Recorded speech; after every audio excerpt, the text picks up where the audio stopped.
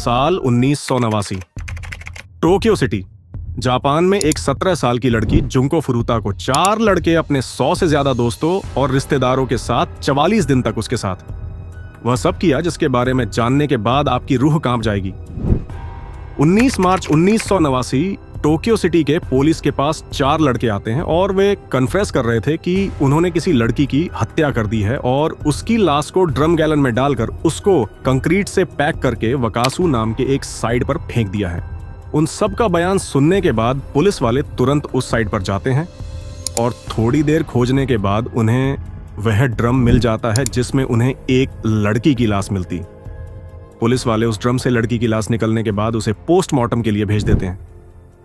Postmortem report आने के बाद पुलिस वालों को यह पता चलता है कि उसकी लड़की की मौत की वजह फिजिकल एंड मेंटल शॉक था। और इतना ही नहीं, उस लड़की के ब्रेस्ट के अंदर निडल यानी सुइयां मिले थे और वह लड़की 1 महीने से प्रेग्नेंट भी थी। उस लड़की को मरने से पहले उसे बहुत ज्यादा mentally, physically and sexually torture किया गया था।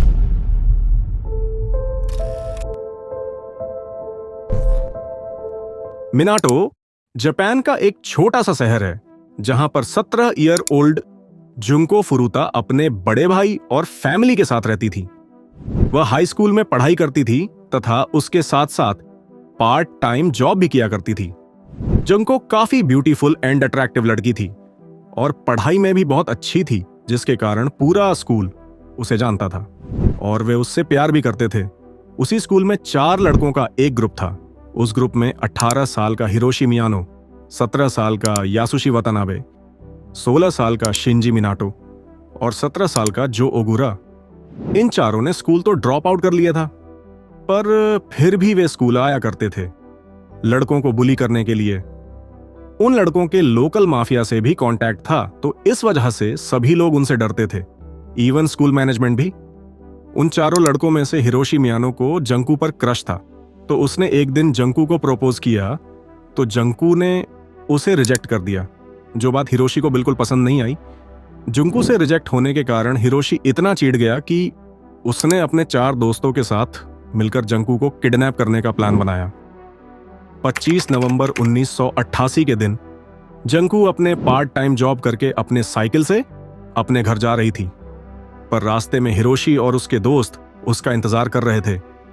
हिरोशी शिंजी मिनाटो से बोलता है कि तुम जाके उसका साइकिल गिरा दो, मैं उसको हेल्प करने के बहाने उसको अपने साथ चलने के लिए कन्विंस करूंगा। और बिल्कुल ऐसा ही होता है, शिंजी मिनाटो उसके साइकिल को लात मारकर गिरा देगा है, तो हिरोशी जंकू के पास आकर हेल्प ऑफर करता है एंड समहाउ जंकू उसे हाँ भी कर देती है। हिरोशी उसे घर छोड़ने के बहाने उसे अदाची के एक होटल में ले जाता है।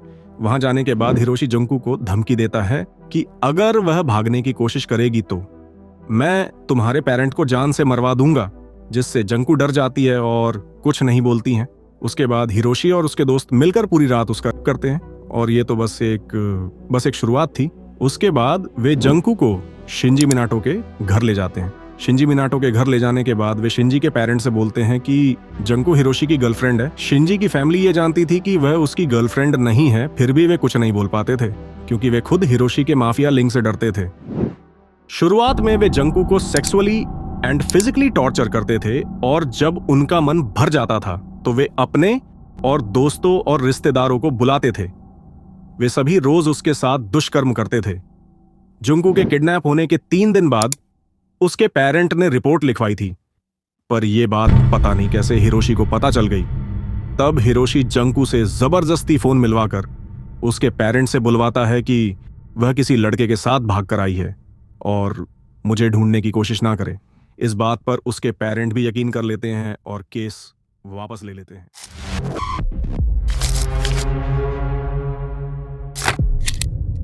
25 नवंबर 1988 से लेकर 2 जनवरी 1989 तक लगभग 44 दिन तक वे उसको टॉर्चर किया। ये टॉर्चर कोई आम नहीं, बहुत ही घिनौने थे। इसके आगे मैं जो बातें बोलने वाला हूं वह बात थोड़ी सेंसिटिव है, अगर तुम चाहो तो इस पार्ट को स्किप कर सकते हो। पुलिस को दिए गए बयान के मुताबिक वे सारे हैवान जंकू को टॉर्चर करने के रोज नए नए तरीके ढूंढते थे, जैसे उसके सामने मास्टरबेट करना, उसके ऊपर पेशाब करना, उसको पूरे दिन भर नंगा रखना। आगे चल के उनके टर्चर और एक्सट्रीम हो गए, जैसे उसके प्राइवेट पार्ट वाजाइना के अंदर बॉटल, बल्ब, रोड एंड डंडा डालना। कभी कभार कुछ चीजें उसके जेनिटल के अंदर फंसे ही रह जाते थे और वे हैवान उसे निकालते भी नहीं थे। और इतना ही नहीं, वे उसको उसका ही यूरिन पीने पर मजबूर करते थे, उसके पैरों को लाइटर से जलाते थे और ये सब करने में उन्हें बहुत मजा आता था। वे इतने हैवान हो गए थे कि उन्होंने जंकू के लेफ्ट साइड के निप्पल को पिलास से ऐसे खींचकर बाहर निकाल दिया था। क्या तुम सोच सकते हो कि कितना पेन उसको झेलना पड़ा होगा?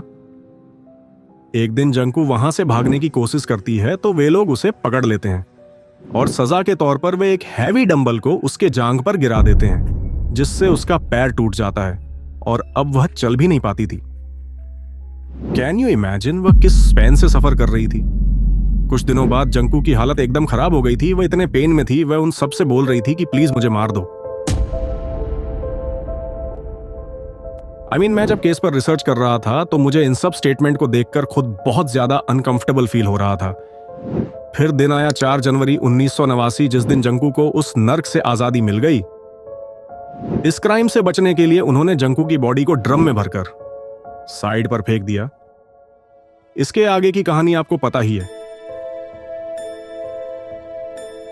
कोर्ट में उनका अपराध साबित होने के बाद हिरोशी मियानो को 20 साल की सजा, जो ओगुरा को 10 साल, शिंजी मिनाटो को 9 साल की सजा और यासुशी वातानाबे को 8 की सजा हुई।